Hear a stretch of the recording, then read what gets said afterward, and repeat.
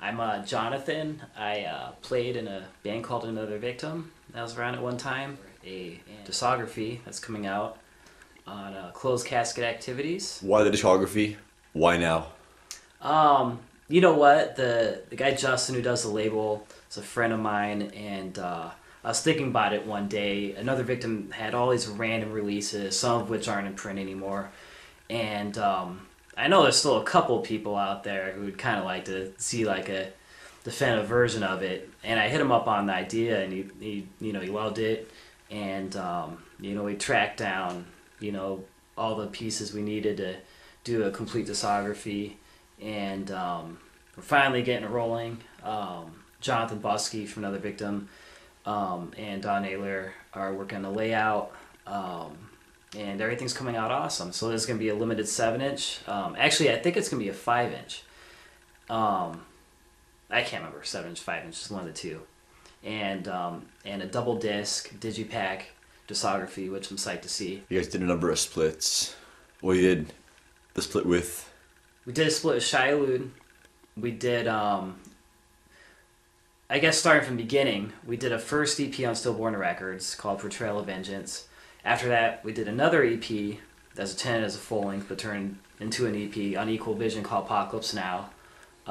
We did some compilation songs from a Syracuse comp on Watermark Records, I believe. We did a split with Shiloh on Trustkill Records.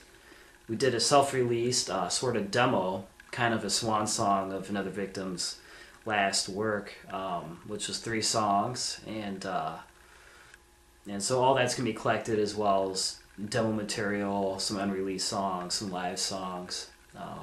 So it should be cool. What were your goals with that band? It was a very aggressive band. Definitely. I had it set that I wanted Another Victim to be a vegan straight edge band, and it was for quite some time, as far as most of the time the band was active.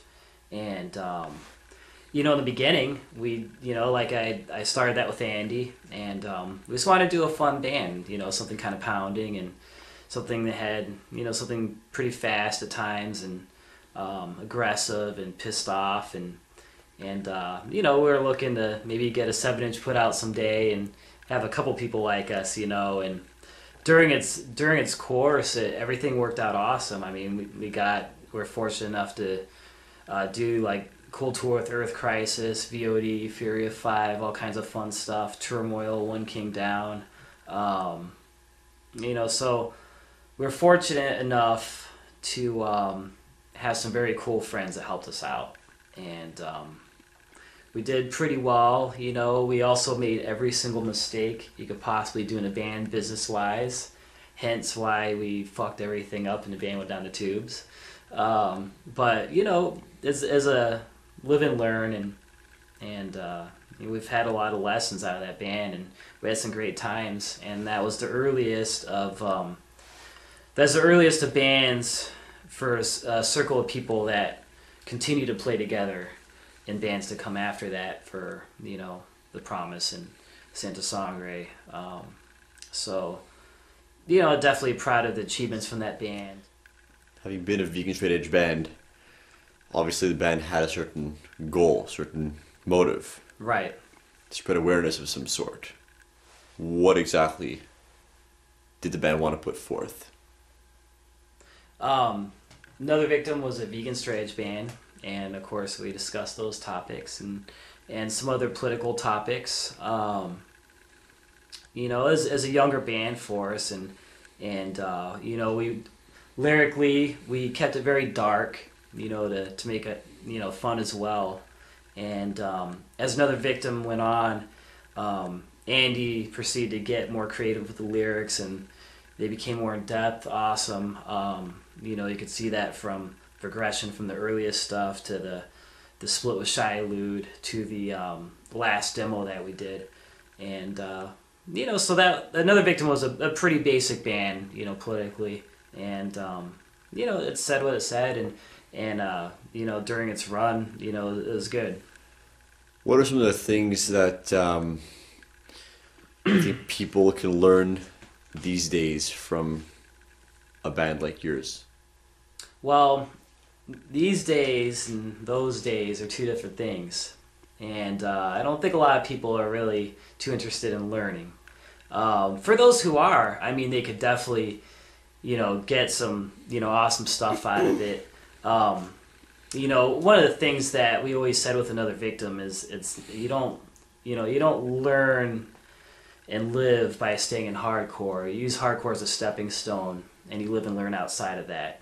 And when I was a young little lad, through hardcore opened my mind to a few different topics, and that's a starting point. That's a stepping stone. I took myself outside of hardcore, learned about what interested me, and learned what I can do in my life to change things that I thought was wrong about myself and I think is wrong with other people. And, you really have to take it beyond hardcore. And that was something that, I remember even back with Another Victim that, we really wanted to say. What are some of these things that you find, wrong in people? During Another Victim's run, in the late 90s, going into like the early zeros, that also was a time when sort of decline of civilization of Syracuse, New York was hitting. And, I moved to Syracuse in 95, and I moved at a time when, like, Syracuse had the most amazing hardcore scene than any other place on the planet. And as time went on, things slowly decay, and during Another Victim's time, we were fortunate enough to start off when Syracuse is still at its, sort of at its peak. It was still strong.